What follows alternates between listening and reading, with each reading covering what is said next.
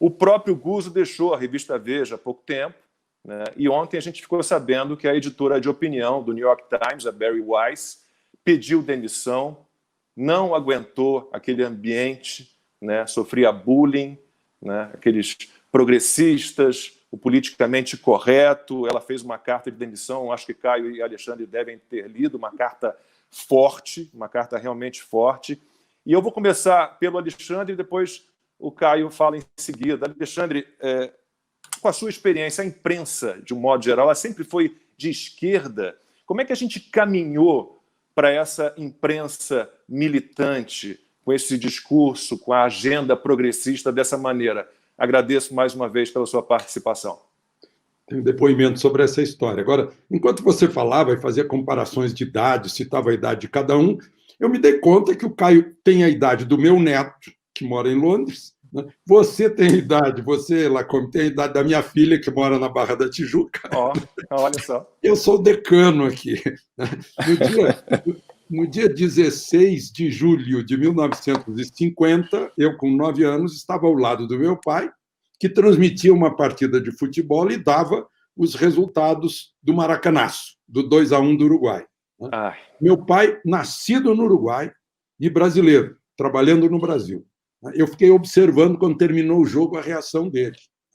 De uma correção absoluta, o coração provavelmente explodindo, porque o Uruguai ganhou, mas não a boca. Ele continha, porque ele estava ali cumprindo, estava transmitindo um clássico que não parava. Bom, eu queria fazer esse registro, né, e dizer para vocês que o meu coração, tal como o do Lacombe, bate feliz quando vê vocês, né, e quando eu fico sabendo que estamos aí já no rumo ao 1º milhão do canal do Lacombe. Olha, Caio e Lacombe, faz mais ou menos 30 anos, eu diria que foi lá por 1993, 1993, 94, eu fui convidado para falar para a turma de jornalismo do último semestre da UNB, Universidade Federal de Brasília. E um aluno me perguntou quais são os pilares do jornalismo. E eu,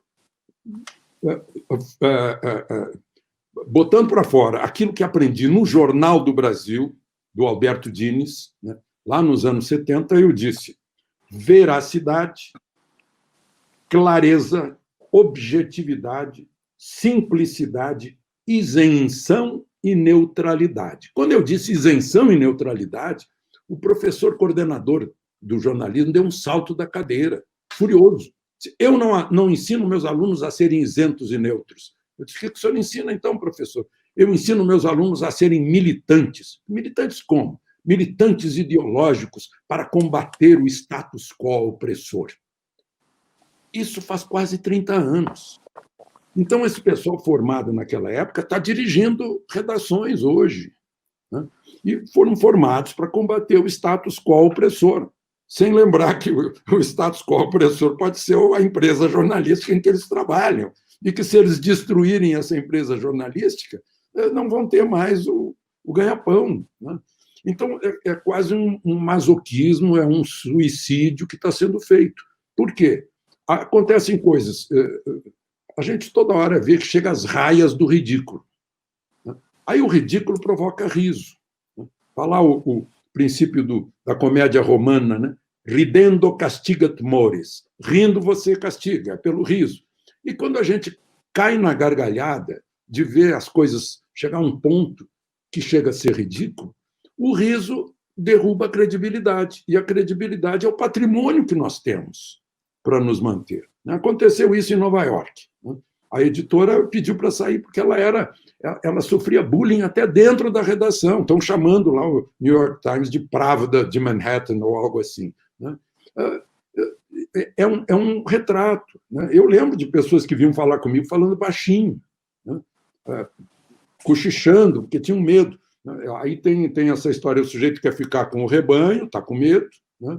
Ou ele se insurge, mas aí acaba acontecendo como o que aconteceu com essa senhora Wise, lá do New York Times.